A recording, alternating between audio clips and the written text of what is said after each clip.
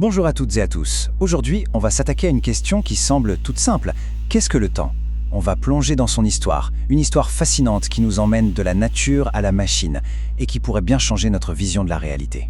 Alors pour commencer, accrochez-vous bien, on démarre avec une phrase choc d'un physicien, Marc Lachiaizeray. Il dit « Les horloges ne mesurent pas le temps puisque le temps n'existe pas ». Rien que ça. Comment ça, le temps n'existe pas? Ça semble complètement fou, non? Toute notre vie est basée là-dessus. On se donne rendez-vous, on synchronise nos montres, on a tous l'impression de partager le même temps qui avance, seconde après seconde, pour tout le monde pareil. Alors, voilà le grand mystère. Comment est-ce que ces deux idées, qui ont l'air de se contredire totalement, peuvent être vraies en même temps? C'est ce qu'on va essayer de comprendre ensemble. Et si ce temps qu'on croit si réel n'était finalement qu'une construction? Bon, pour y voir plus clair, il faut faire un petit voyage dans le passé, vraiment loin en arrière. Avant les montres, avant les horloges, à une époque où le temps c'était tout autre chose. Pendant des milliers d'années, le temps, ce n'était pas un chiffre sur un écran. Pas du tout. Le temps, on le voyait. C'était les phases de la lune, le retour des saisons, le soleil qui se lève et qui se couche. C'était un rythme, un cycle lié à la vie, aux récoltes, aux animaux, un temps qu'on ne mesurait pas, mais qu'on vivait. Et d'ailleurs, petite anecdote qui montre à quel point ce lien était fort, le mot « mois » vient du mot latin pour la lune, mensis. C'est directement gravé dans notre langue. Notre façon de parler du temps vient de là, de cette observation du ciel. Mais voilà, ce lien quasi organique avec la nature, il va être complètement chamboulé. Une invention va tout changer et nous faire entrer dans une ère totalement nouvelle, celle du temps artificiel. Et cette invention, c'est l'horloge mécanique à la fin du XIIIe siècle. Et à partir de là, tout s'accélère. En 1370, le roi de France, Charles V, ordonne à toutes les cloches de Paris de sonner en même temps, synchronisées sur l'horloge du palais. C'est une première. Puis au XVe siècle, hop, on invente les ressorts. Et là, l'horloge devient portable. Elle rentre dans les maisons. Le temps n'est plus seulement celui de l'église ou du roi, il devient personnel, il est partout. Et ça change tout dans nos têtes. On passe d'un temps cyclique, un temps qu'on vit, à un temps linéaire, un temps qu'on mesure. Le temps devient une ligne droite, une sorte de ressource, comme de l'argent. On peut en gagner, en perdre, le dépenser. C'est une révolution mentale complète. Alors, on a ce temps mécanique qui nous paraît parfait, absolu, le même pour tout le monde. On se dit que ça y est, on a enfin capturé le vrai temps. Sauf que la science moderne, et notamment la physique, va venir mettre un énorme coup de pied dans cette belle certitude. Et c'est là qu'on va commencer à résoudre notre énigme du début. Et la preuve, elle vient d'un outil absolument dingue, l'horloge atorique. Pour se faire une idée, c'est l'instrument de mesure le plus précis jamais créé par l'être humain.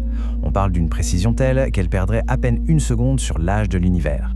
Et scientifiques ont fait une expérience qui paraît toute bête. On prend deux de ces horloges parfaites, on les synchronise au milliardième de seconde près, ensuite on en laisse une sur place et on déplace l'autre. Pas besoin d'aller loin, un voyage en avion ou même juste la montée de quelques étages, ça suffit. Et quand on les remet côte à côte, eh bien le résultat est juste incroyable. Elles ne sont plus synchronisées. Et c'est là que tout bascule.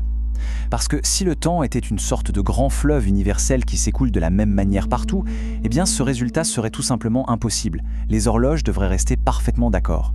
Alors, qu'est-ce que ça veut dire? Eh bien, les physiciens nous disent que les horloges ne mesurent pas le temps avec un grand T. Non, elles mesurent ce qu'ils appellent la durée propre. C'est un peu comme si chaque objet avait son propre compteur de temps personnel. Et ce compteur, il tourne plus ou moins vite en fonction de notre vitesse et de la gravité autour de nous. C'est la durée de notre propre chemin dans l'univers. Donc, si le temps n'est pas universel, si chacun a sa propre durée, ça veut dire que notre perception de la réalité est beaucoup plus personnelle et subjective qu'on ne le pense. L'analogie de la Terre plate est parfaite pour ça. À notre échelle, la Terre nous paraît plate. C'est pratique, mais on sait bien qu'à grande échelle, c'est faux. Elle est ronde. Eh bien, pour le temps, c'est pareil. Notre intuition d'un temps qui s'écoule uniformément, c'est une approximation locale qui se révèle fausse quand on regarde de plus près. Ça nous amène à une idée fascinante du chercheur Itzhak Bentov. Il disait que notre système nerveux nous fabrique une image de la réalité.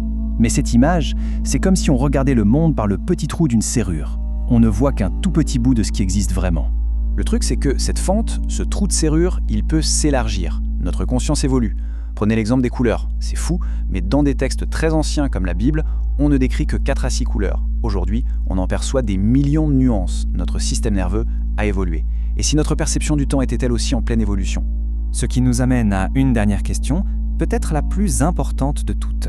Finalement, ce qu'on a vu, c'est que cette idée du temps qui passe, ce temps des horloges, ce n'est pas une loi de la nature, c'est une construction. Un outil incroyablement puissant, certes, qui a permis de bâtir notre civilisation, mais ça reste un outil une invention humaine. Et donc, voilà la question vertigineuse qu'on peut se poser pour finir. Si notre perception du temps a le pouvoir de créer notre réalité, qu'est-ce qui pourrait bien se passer si on osait changer cette perception ? Quelle nouvelle réalité et quelles nouvelles possibilités pourraient s'ouvrir à nous ? La question, bien sûr, reste ouverte.